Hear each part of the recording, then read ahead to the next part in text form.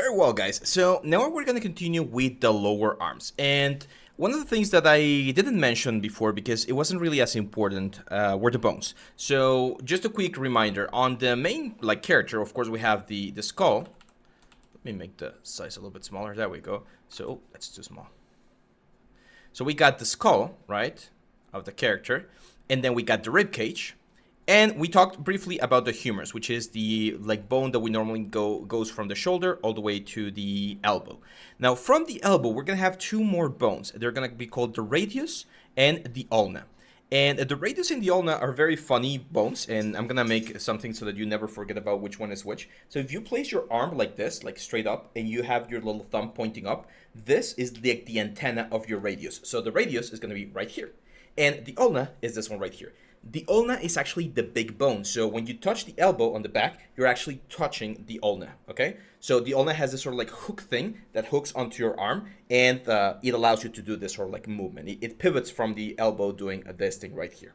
So the way or the reason why the forearm is so difficult to understand sometimes is because it has this very interesting movement that allows you to rotate your hand all the way across. So this movement goes from something called supination, which is palm up, to something called pronation, okay? In most anatomical books, you're gonna find the hand in this supination way. However, as character artists, we usually do or sculpt our characters in a semi-pronation position, with the palm facing towards the body of the character.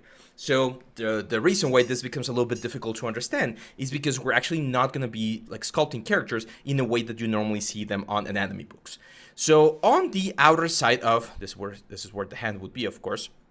So on the outer hand of your arm, we're gonna have all of our flexors, okay? So this movement right here, when I flex my, my flexors. So when I flex these fingers right here, you're gonna see that all of my muscles on this area are contracting, and that's because on the inside is where we have all of the flexors, right here. So the big bundle of muscles called the flexors are going to start on this area, and they're going to go towards the hand with all of the tendons that we talked about in muscle theory. Then on the outer side of our hand, we're going to have the extensors. And the extensors are going to do the opposite. They're going to extend our fingers out. And we're also going to have this huge bundle here going to the back side of the hand. However, when we semi-pronate, what's going to happen is all of those flexors are going to end up on the front, and all of the extensors are going to end up on the back like this. Okay, so they're going to crisscross each other. There's other muscles that we're going to talk about just briefly, but I just wanted you guys to remind this. We have the flexors on the inside and the extensors on the outside. So if we go to our character and we find where the elbow is, we can start placing the, let's start with the inside here. We can start placing the flexors. Again, we start with little mass, and then we get more mass, and then we remove that mass again. Now, in the case of this character, we don't have to worry too much about all of the independent muscles. I'm still gonna show them once we get to the polishing stage, but we don't have to worry too much because, of course, the armor is gonna be covering. Same thing is gonna happen on the legs.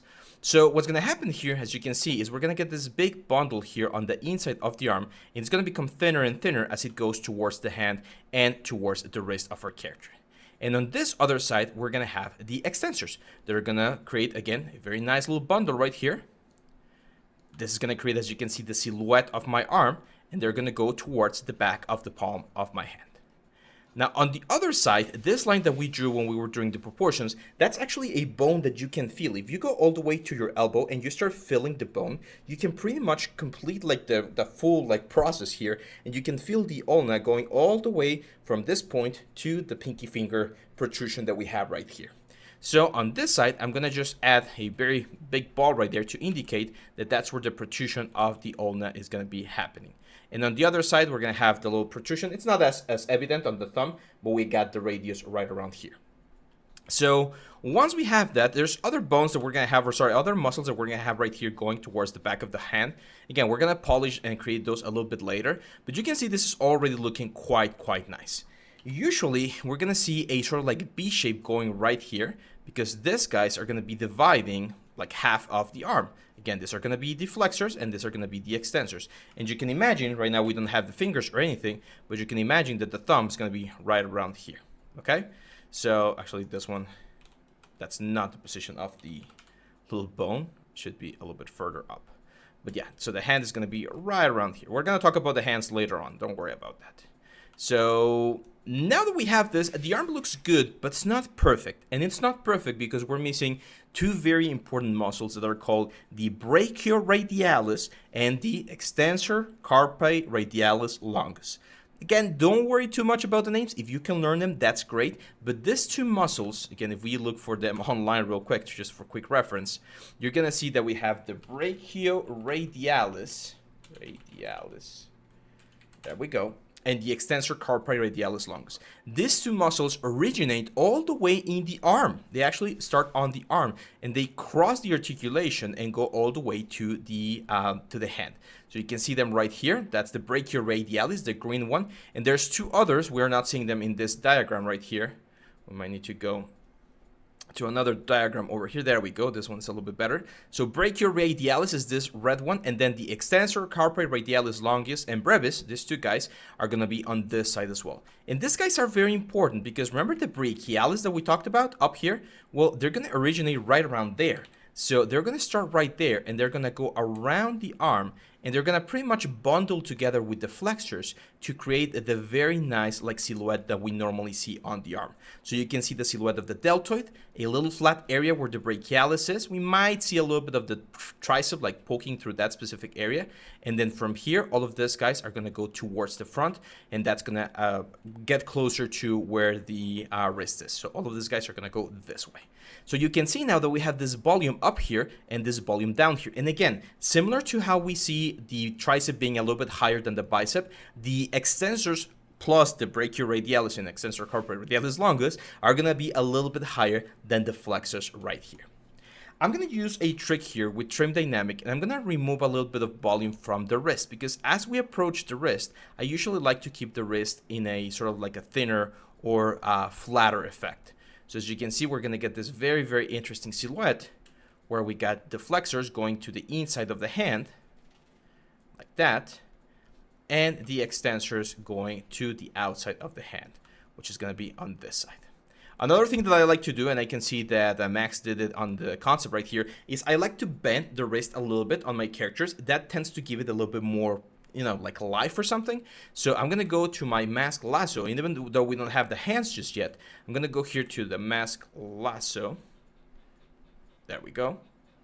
I'm going to mask out the hands, and then I'm going to press Alt and click on this area so that the pivot point goes there. I can invert the mask with Control click, and I'm just going to rotate this a little bit, just a little bit. It gives this, again, this sort of like a more interesting look, and instead of being like super straight, it looks a little bit more relaxed, maybe not that much, something like that. And it also allows me to more clearly see where the arms are going to be like ending and where the hand is going to be starting. So from a proportion side of things, it's also a really good idea to pinpoint where things are going to be like modified.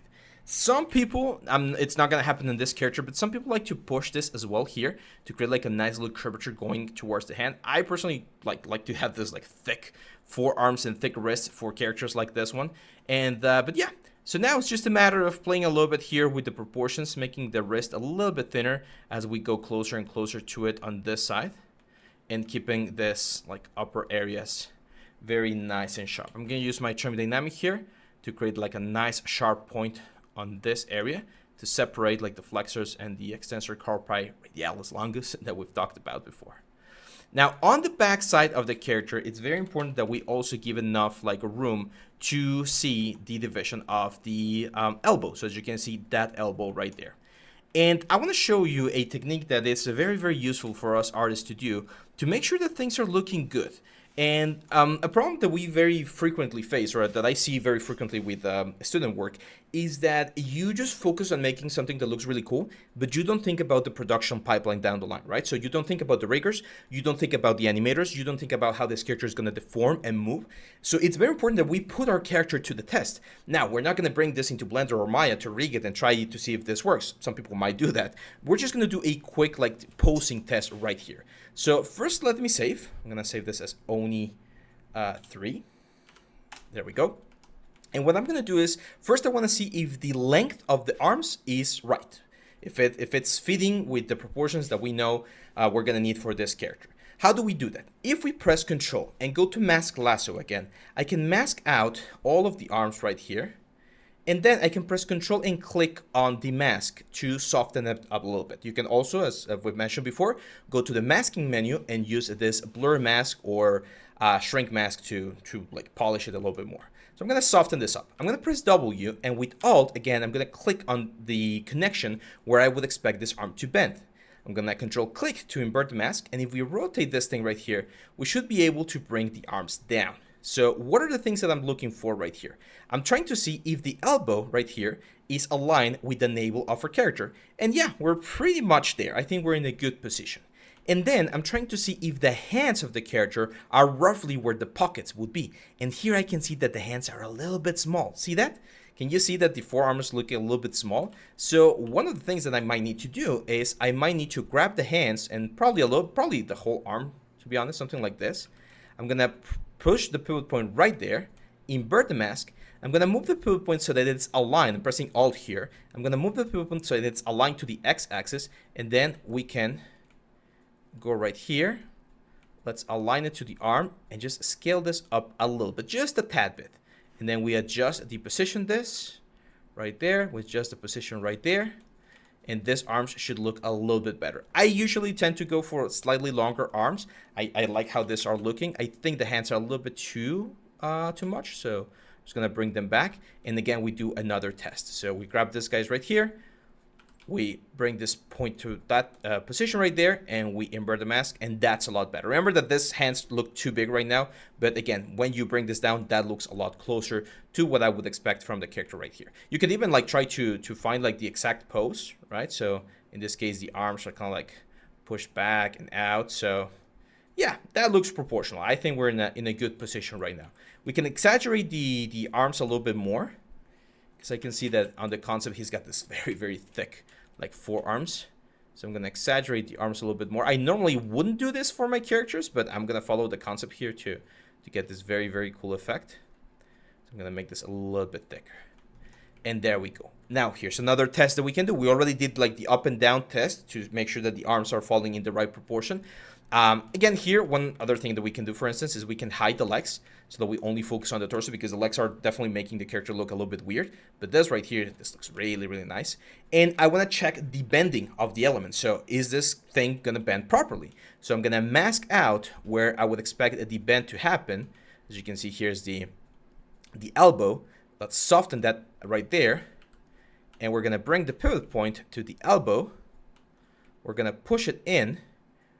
Orient this so that it faces, or it has like a nice direction. So we're going to use the X-axis in this case to try to make sure that it's as straight as possible. There we go. And then if we bend this, it should bend relatively nicely. Of course, this is not going to be a perfect bend, but it should look natural. In this case, I think it looks okay. I do think I might have grabbed a little bit more right there. So there we go. That's a lot better. So when we bend the arms, this is what we get. If the bend of the arms looks good, if it looks like that's like how the character would look, then that means that we're in a good position. All of this distortion, that's things that the riggers are usually going to be figuring out. But in our case, as long as this thing looks natural, like, hey, what's up, guys? Like all of these movements, that's perfect, because it tells me that the proportions and the general the general movements of the arm are looking nice. So eventually, if we were to rig and animate this character, it should be looking fairly good. I do think my elbow is a little bit high here, so I'm just gonna do some modifications. For instance, the tricep, I kind of want to add a little bit more volume on this side, but those are just like small fixes that we're gonna be doing to the character as we keep pushing forward. If you have the option to work on a T-pose character, you're going to have to add some muscles on the armpits as well. In our case, we will like polish some of the stuff later on when we get there to the polish section, but I don't think we really need to do that much stuff. One more thing I'm going to do is I am going to push the deltoids just a tad bit more, because I can see like that very intense effect right here on the shoulders.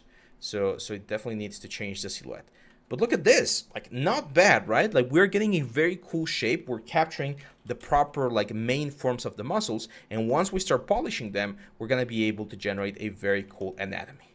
So I think we're in a good position right now to do a quick test to see how this thing is looking. So I'm gonna go over here and let's load our first tool right here. And yeah, like this is how we started with our usual guides, and now look at how much more buffed the character is looking. So it's always important to check back and see if you're like going forward or if it doesn't look as good. If it doesn't look as good, stop, go back to your previous version, and then keep working and keep building until you get something like this. Cool. So I'm going to stop the video right here, guys. I'll see you back on the next one where we're going to be focusing on the hips. So make sure to get to this point, make sure to save frequently, and I'll see you back on the next video.